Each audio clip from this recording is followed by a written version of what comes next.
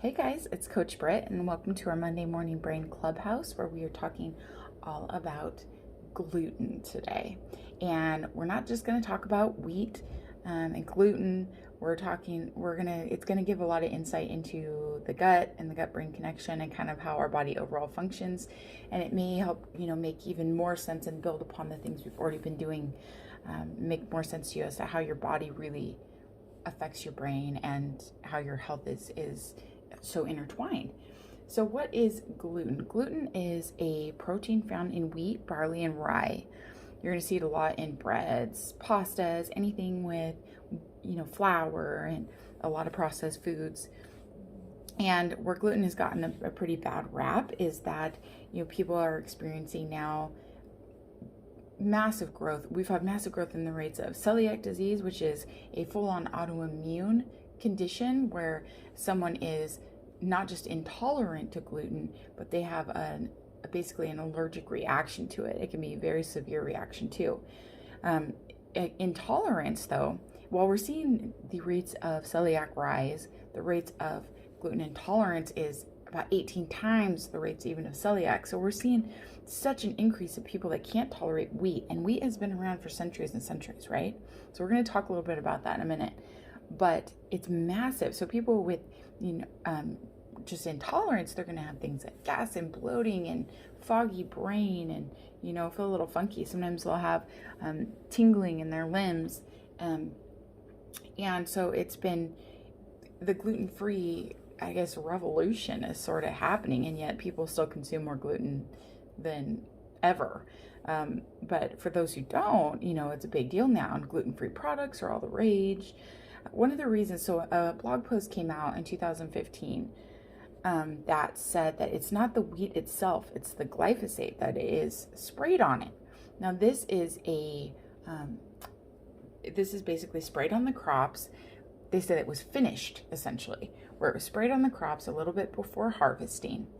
And, it was one of those products that, the pesticides and the things that we don't like on our food.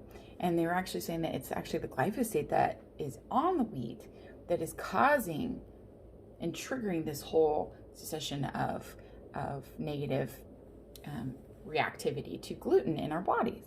And that came out about 2013, and it, everybody's rolled with that big time. And, if you look it up now, you'll see like an article here or there by the wheat industry claiming that that is inaccurate, that while they do practice that at times, most farmers don't even do that. And I actually talked to a girl a while ago who backed that up. Her dad was a wheat farmer, and she said, most of them can't afford it, she said, from the mouths of other people. And I'm not saying this is or isn't true, but it got me thinking, because our reaction to wheat is pretty bad. I mean, we can't deny that. So aside from just the actual science, we have to look at, why is it? We have multiple students who will tell you, because we have students around the world. I have multiple students who will tell you that when they are in Italy eating pasta, they do just fine. And when they are here in the States eating anything wheat-based, it's just absolutely horrific on their body. So what is the difference? Where is it? If it's not being sprayed with stuff, if it's not genetically modified and grown, what is it that is making us so intolerant? So before we totally dig into that, I'm giving you guys some food for thought today, and I encourage you to research that. I encourage you to think about if gluten belongs in your diet. I know that when we go through a protocol, we do pull it for a while. I know me personally, I don't eat it because my thyroid is very sensitive. And there's been quite a few studies that have shown that gluten increases the thyroid antibodies in the blood. And those thyroid antibodies are what are waiting to attack the thyroid at any given time, right? This is part of the thyroid test that they don't always do on people when they are just looking at their T3, T4, because they're not looking at all the angry people running around in the bloodstream that have a vendetta against that thyroid, just waiting to pounce. That gives us a lot of insight. So gluten has not been great for people with thyroid malfunction. So I don't, as being careful with my thyroid, I personally do not consume it. And most people that we work on a gut protocol with, we have them pull gluten and they have great results from that. I can give firsthand testimony that my dad, just pulling him off gluten, he within a month of ditching gluten, not even really working on his diet, was able to go off of the steroids they had put him on for asthma, for an autoimmune later in life set of asthma. And so, I've seen it do big things. So why is it, if it's not exactly that all of it is sprayed, or if it's not all GMO, or if people can eat wheat outside of the States, like what is it that is making it different? And we will say that, wheat is causing things like, the neurotransmitters in the brain to really go crazy, and it really does affect our brain function and our overall body, and because it's affecting inflammation. So basically what happens is when we consume gluten, it does affect the gut. I think that is one thing we can definitely say is happening based on observation. It increases the permeability of the intestinal barrier. According to the Kresser Institute, so they've documented some of this too.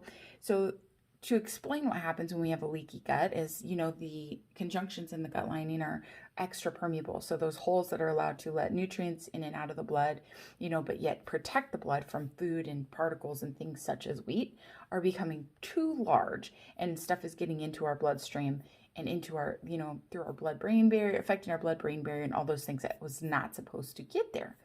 So so it leads to intestinal permeability. It allows for something called lipopolysaccharides that are produced by the gut to leak into the intestine and into the systemic circulation. So when those are leaked, they trigger an immune response, and our body releases very pro-inflammatory cytokines. So these cytokines, when they are circulating in the body, they cause toxins to accumulate in the bloodstream, causing massive inflammation within the body, systemic inflammation. Now remember, normally inflammation was there acutely to handle a virus or something that got into the blood that it needs to fight. But if we're triggering this with our food and our activities and all these things, then, this is happening on a regular basis, and that's where we're seeing degeneration of health.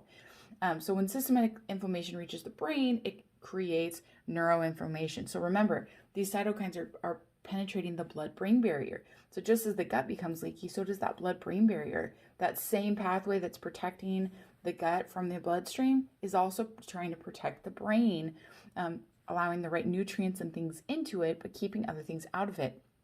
So when we have this systematic inflammation and these cytokines, they are passing through the blood-brain barrier, causing inflammation within our brain. And this is why we're seeing cognitive dysfunction and vulnerability to neurodegenerative disease like Alzheimer's and things like that. Now, is it just gluten? I think so. These are my thoughts I'm going to leave you guys with, and I really encourage you to do some investigation on your own. Pay attention to your body, pay attention, do some experimenting with this. But is it really just gluten? I think too often, I will say I do not personally eat gluten, and I don't plan on it anytime soon. I can tell you that. At least whatever it is about the type of gluten and type of wheat that we produce in the U.S., I do not feel that it is benefiting our overall health. Now, is it just gluten that has done this? A higher sprayed, more genetically modified crops are things like corn and soy. And I know that those are crazy, wreak havoc on the body, and both the pesticide load and the, what we call a frankenfood, because it's been genetically modified and created. And those run rampant, especially in processed foods. So I guess a little question that I just, something I want you guys to think on is, while I do advocate considering the removal of gluten, especially if you're seeing or noticing, mind focus issues or gut issues, health issues, all kinds of stuff, skin issues is one of the most common too, that is visibly obvious. But I do advocate pulling gluten, but also think about, is it just this isolated component of our food, or is it potentially all of the components of our food? Is it potentially the fact that Americans consume about 70% of their food is processed food? And this food is including things like gluten, and as well as your GMO corn and soy and the pesticide load that they take, and all of the thing, and very simple carbohydrates and refined sugars and all these things that are just going to absolutely cause permeability in our guts. They're going to cause those same cytokines to go and pass through the blood-brain barrier, and maybe it's creating more reactivity to specific foods that we eat because of the overall condition of the body. Now, I do believe we're onto something with that hypothesis, but I encourage you to look into it, to rethink the amount of gluten you're eating, how much you're feeding your kids. Do try removing it for a while, especially if you have a child with really bad skin, eczema, etc., focus issues. You may see a massive improvement. Remember, if all else fails, go back to whole foods, just real whole foods for a while that are not processed down, and see how everything goes for you. Take notes and to keep growing. Thanks for joining this week, guys.